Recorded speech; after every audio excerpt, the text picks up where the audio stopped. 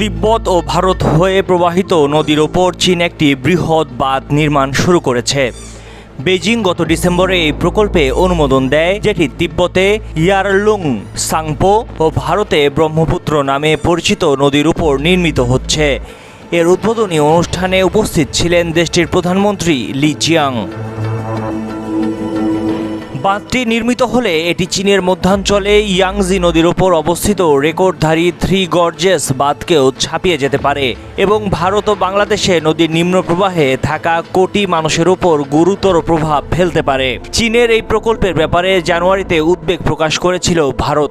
সে সময় নয়াদিল্লি বলেছিল প্রকল্পটি নজরদারিতে রাখা হচ্ছে এবং ভারতের স্বার্থ রক্ষায় প্রয়োজনীয় পদক্ষেপ নেওয়া হবে।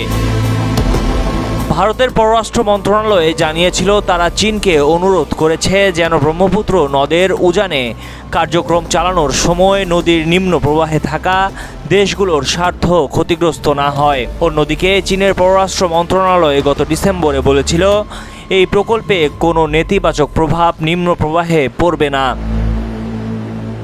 এ নিয়ে সম্প্রতি ভারতের অরুণাচল রাজ্যের মুখ্যমন্ত্রী পেমা খন্ডু বলেছেন, ওই বাঁধ ভারতের জন্য বোমার মতো ভয়ঙ্কর হয়ে উঠতে পারে। এটি ভারতের বিরুদ্ধে সামরিক পদক্ষেপের চেয়েও বেশি কিছু। চীনের এই প্রকল্প শেষ হলে তা ভারতীয়দের জীবন জীবিকার অস্তিত্বকে হুমকির মুখে ফেলবে।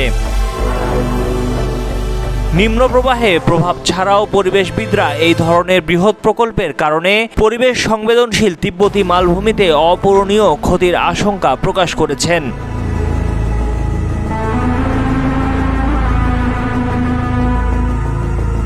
ভারত ও চীন উভয়ই প্রতিবেশী ও প্রতিদ্বন্দ্বী এশীয় শক্তি। তাদের মধ্যে হাজার হাজার কিলোমিটার দীর্ঘ বিতর্কিত সীমান্ত এবং দুই পক্ষে বিপুল সংখ্যক সেনা মোতায়েন রয়েছে।